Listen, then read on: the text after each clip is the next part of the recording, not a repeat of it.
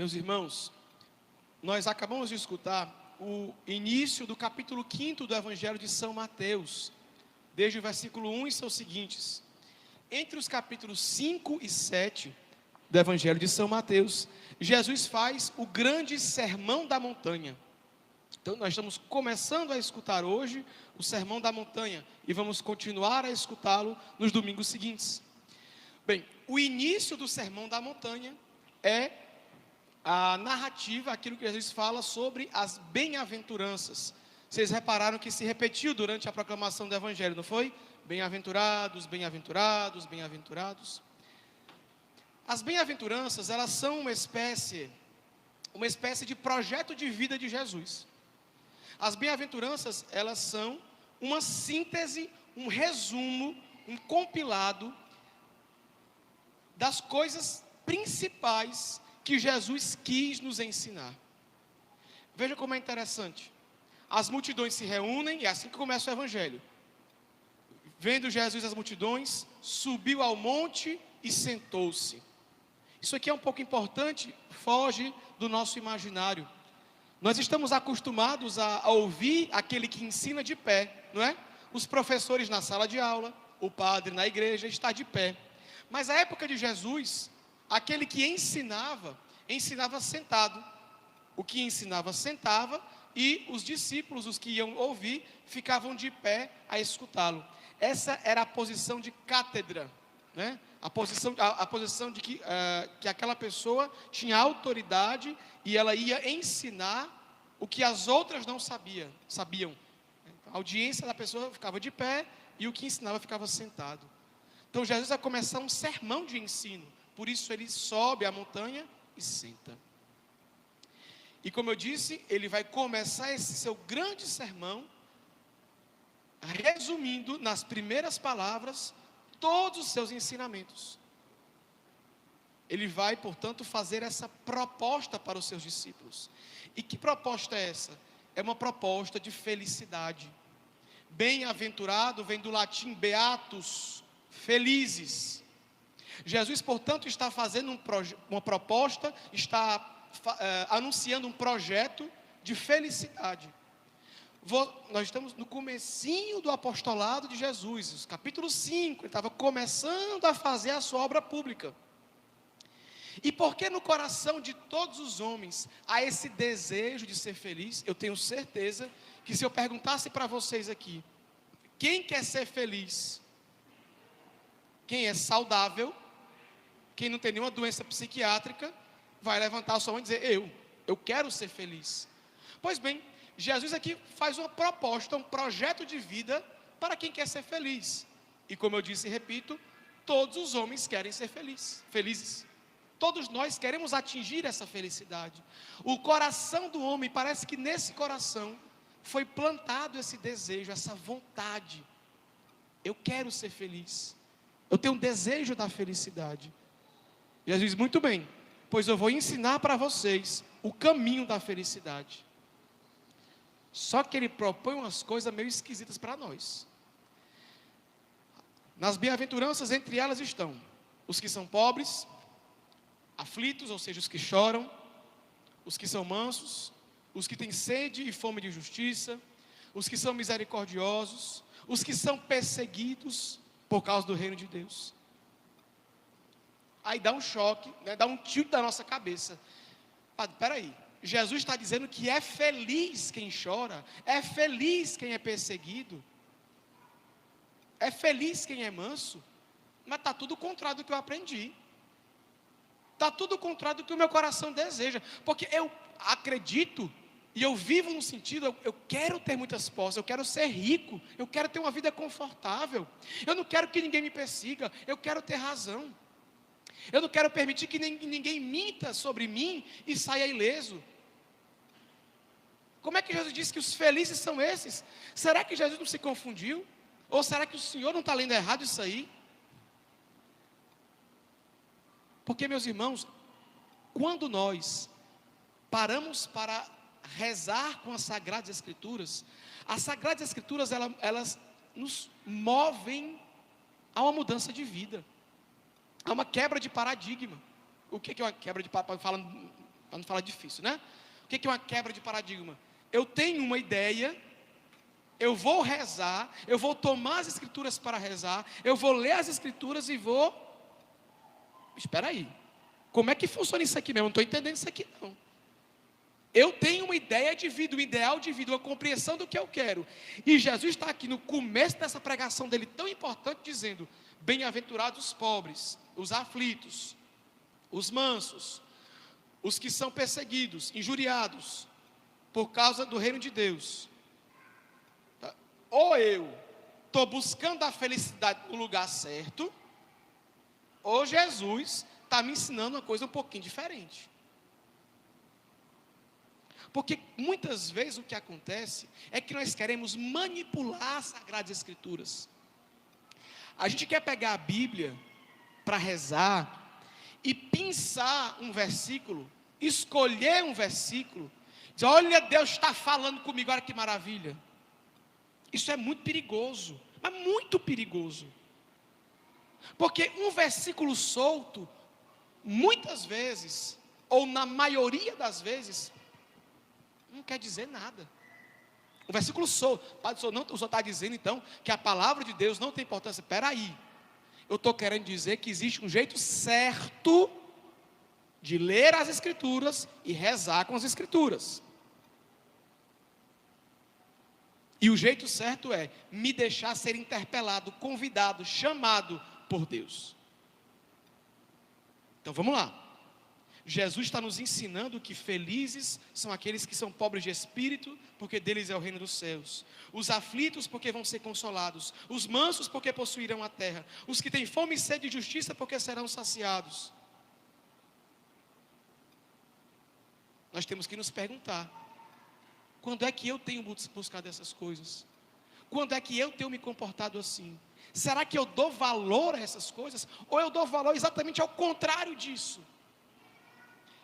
Será que o meu projeto pessoal de vida se parece com o projeto de Jesus? Porque eu digo para vocês, isso aqui que Jesus fala, essas bem-aventuranças que Ele nos ensina, Ele as viveu. Jesus foi o manso, o pacífico, o misericordioso, o justo. Jesus foi perseguido desde a sua infância. Eu dizia outro dia aqui na missa, Jesus não foi perseguido só quando começou a sua vida pública, não. Jesus foi perseguido no ventre da Virgem Maria, quando José e a Virgem tiveram que viajar para outro lugar, e depois com o menino recém-nascido fugir, senão ele ia ser morto pela ordem de Herodes. Ele foi perseguido a sua vida todinha. Então isso aqui que Jesus nos ensina e nos propõe como um projeto de vida, Ele viveu, Ele escolheu para si. Ele não rebolou no nosso colo, vivam vocês aí, deu jeito de vocês. Ele foi o nosso exemplo, Ele foi o nosso modelo. Ele nos ensinou, fazendo Ele na sua vida isso aqui. Mas vamos tentar entender mais ainda.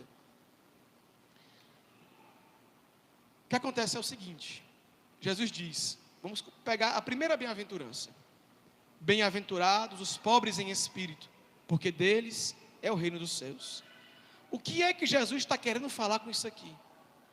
Jesus está querendo nos ensinar, meus irmãos, que a nossa felicidade não está depositada no apego das coisas desse mundo. Ter muitas coisas, acumular muitos bens, não é sinônimo de alegria, de felicidade, de conforto. Não é. Padre, o senhor sabe disso como? Bom, eu não sei disso por experiência própria. Porque eu nasci numa família simples e até hoje nunca acumulei nada. Graças a Deus. Mas eu sei disso por testemunho. Quantas pessoas ricas, abastadas, que nada lhes faltava, eu já atendi, eu já conversei, eu já visitei.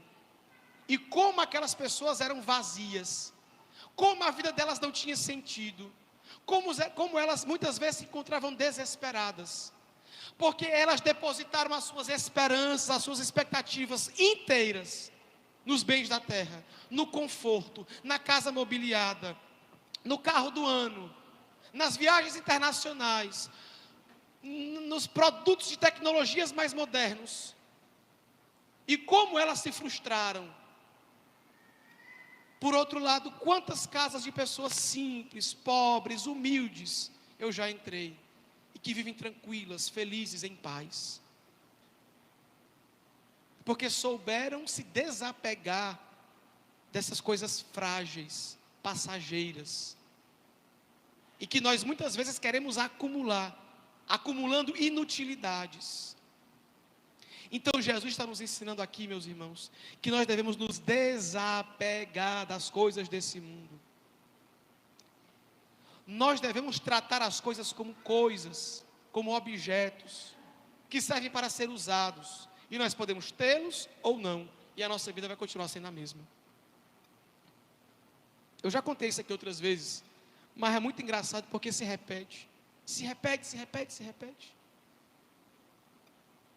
Quando eu tiver aquele vestido daquela marca para ir para aquela festa, quando os meus pais me derem aquele iPhone, qual o mais novo que tem agora? 13, 14, XR, 1, 2, não sei, com 1, 2, 3, 4 câmeras. Quando eu tiver aquele iPhone, quando eu tiver dinheiro para comprar, nem que seja fruto de roubo, aí eu vou poder tirar uma foto bonita, eu vou poder botar uns efeitos, e aí eu vou ser feliz. Quando eu tiver aquele diploma, daquela faculdade, daquele curso, aí eu vou estar em paz. Quando eu conseguir ser aprovado naquele concurso e conseguir a minha estabilidade financeira, aí o meu coração vai se aquietar. Quando eu conseguir a minha independência, sair da casa dos meus pais, montar a minha própria casa, fazer a minha vida, não dever satisfação a ninguém, aí eu serei feliz. Vocês já viram essa história? Com muitas pessoas, se repetindo várias vezes, e nunca se concretizando. Porque aquele vestido não é suficiente, aquele telefone não é suficiente, aquela festa não é suficiente, aquela casa não é suficiente, aquela moto não é suficiente, aquele carro não é suficiente, aquele número de cabeça de gado não é suficiente, aquela quantidade de hectares não é suficiente. Porque o coração do homem tem sede de felicidade, e felicidade não é sinônimo de entusiasmo. É muito legal fazer uma colação de grau, vestir uma beca, um capezinho daquele, receber um diploma, postar foto. Só que depois passa. É muito divertido se casar na igreja, vestir o vestido branco, botar o paletó, e fazer a festa, e contratar a decoração. Mas essa frivolidadezinha passa. É muito entusiasmante você pegar aquela caixa de celular, tirar a tampa, tirar aquele papelzinho que vem na frente, aquela manual de instruções, arrancar a película que vem pregada nele, colocar o carregador de bateria, e começar a baixar os aplicativos que você deseja sem o bicho travar. Mas daqui a 6 meses, 8 meses, a Apple, a Samsung, a Xiaomi vai lançar um outro celular, e perdeu a graça o meu. Porque o nosso coração, meus irmãos, não tem sede dessas coisas. Os marqueteiros, os publicitários, eles tentam de todo jeito nos convencer que nós precisamos daquilo para ser feliz. É aquele curso, é aquela aquisição, é aquela viagem. Mas não foi. E não foi. E não foi. E não foi. Porque o coração do homem, meus irmãos, o coração do homem tem sede de Deus. Inquieto está o nosso coração, diz Santo Agostinho, e só encontrará repouso quando descansar em Deus. Desapegar-se das coisas desse mundo, dos desejos desse mundo. Porque enquanto Jesus nos propõe, eu repito, pobreza, lágrimas, aflição, perseguição, calúnia, o mundo, por sua vez, nos propõe libertinagem, imediatismo, fama, poder, riqueza, prazer, orgulho, vaidade. E ou nós nos convencemos que o que Jesus tem para nós é verdadeiro, é a bondade, ou nós vamos como mendigos, frustração a frustração, corroendo o nosso coração, destruindo a nossa vida, corrompendo a nossa alma, cavando o nosso buraco.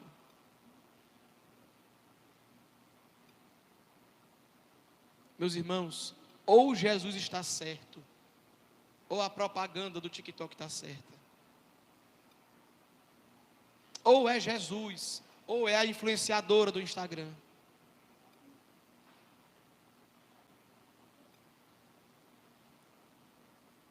Mas padre, como é que funciona isso, padre? Tá certo, tudo bem, eu entendi o que o senhor quis dizer. Vamos lá. O senhor está falando que há um caminho de sofrimento nesse mundo, às vezes até de perseguição, de pobreza, de lágrimas, mas que faz o homem feliz. Como é que é essa felicidade? Meus irmãos, eu não tenho uma resposta pronta para vocês, mas eu tenho milhares de testemunhos para lhes contar. Como é que a irmã Dulce dos pobres, a nossa primeira santa brasileira, era feliz? Dormindo pouco, doente, magra, perseguida. Era difícil, ela era perseguida pelas próprias freiras do convento, pelo governo do estado da Bahia. Ninguém queria que ela fizesse o que ela queria fazer. Dormia poucas horas, se eu não me engano, 4 horas por noite, numa cadeirinha de madeira. E já acordava cheia de disposição para cuidar dos seus enfermos. Como é que uma Madre Teresa de Calcutá, lá na Índia, era feliz? Limpando as piores feridas dos piores doentes, cuidando daqueles que até a família rejeitava e deixava solto pelas margens da rua.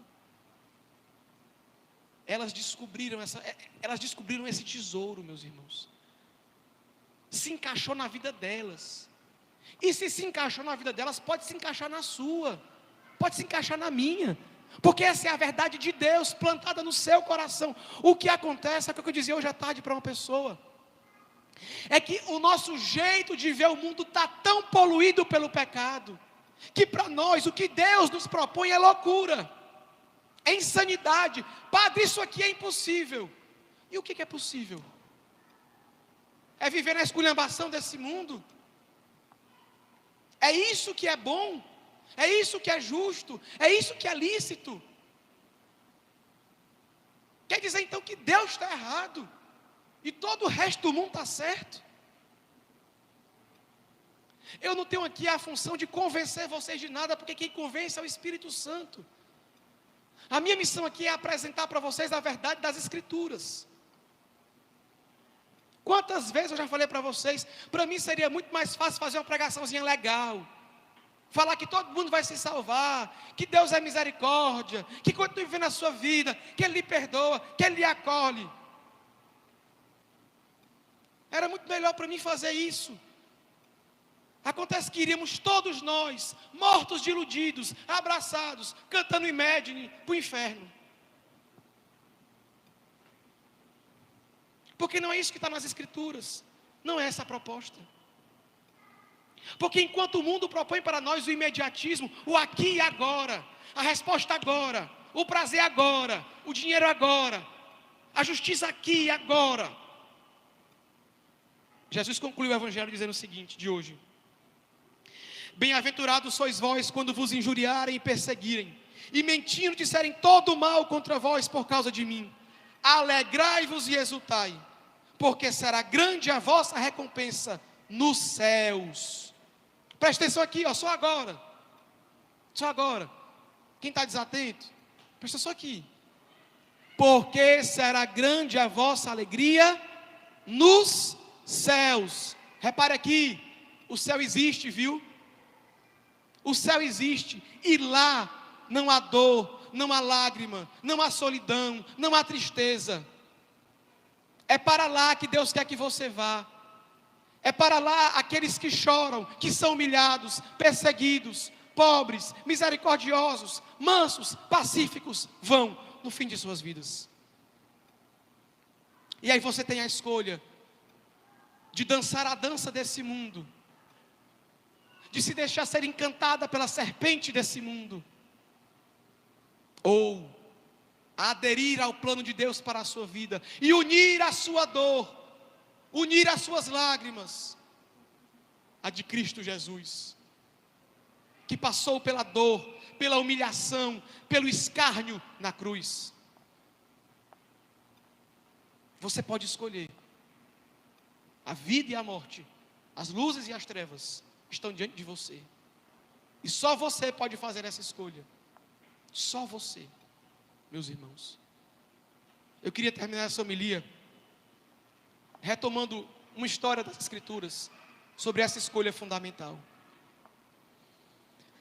Diz as Escrituras que um homem foi até Jesus e disse assim: bom mestre, o que eu devo fazer para ganhar a vida eterna?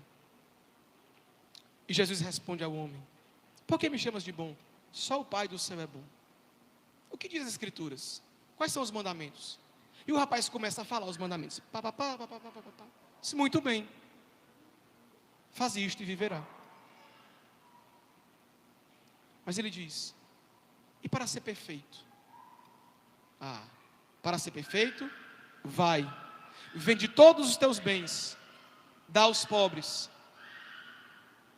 depois vem e segue-me. Diz a Escritura que o rapaz saiu da presença de Jesus aflito, muito triste, porque ele era muito rico. Pensando, eu contei essa história meio errada, viu? Porque minha memória é bem curtinha, eu me lembrei dela agora. Depois vocês procuram na Escritura, está lá. Eu errei umas coisas aqui. Mas o fundamento está aqui. Ele foi até Jesus, perguntou o que ele tinha que fazer para ser perfeito. Ele pergunta quais são os mandamentos. E depois Jesus diz: agora vai, vende todos os teus bens, dá aos pobres, depois vem e segue-me. Ele sai da presença de Jesus aflito, porque ele era muito triste. Pronto, o fundamento é esse, o que eu queria dizer. Bom, esse rapaz estava diante de Jesus. Ele teve a oportunidade de se encontrando com a verdade, com a bondade, com a beleza, se encontrando com o próprio Deus, fazer a escolha que mudaria a sua vida para sempre, a felicidade. Mas ele escolheu os seus bens a Jesus e saiu muito triste, aflito. Pensemos, meus irmãos, se ele tivesse, por outro lado, escolhido fazer o que Jesus pediu, desapegar-se dos bens desse mundo e seguir a Jesus, o que aconteceria com ele? Ele seria consolado. Por quê? Porque a consolação que os bens desse mundo não podem dar, Jesus daria para ele. Eu queria deixar essa pergunta para a nossa comunidade no final dessa reflexão. Quem você escolhe? O que você escolhe? A resposta imediata que o mundo pode lhe dar, do conforto, do prazer, da boa fama, da fama vazia, ou você escolhe a Jesus, pobre, manso, pacífico, crucificado? Sabemos que a depender da nossa escolha, ou nós seremos muito tristes, ainda que consolados pelos bens, ou nós seremos muito pobres, mas felizes, porque aquele que pode nos dar a felicidade, nosso Senhor Jesus Cristo, jamais abandona os seus. Assim seja.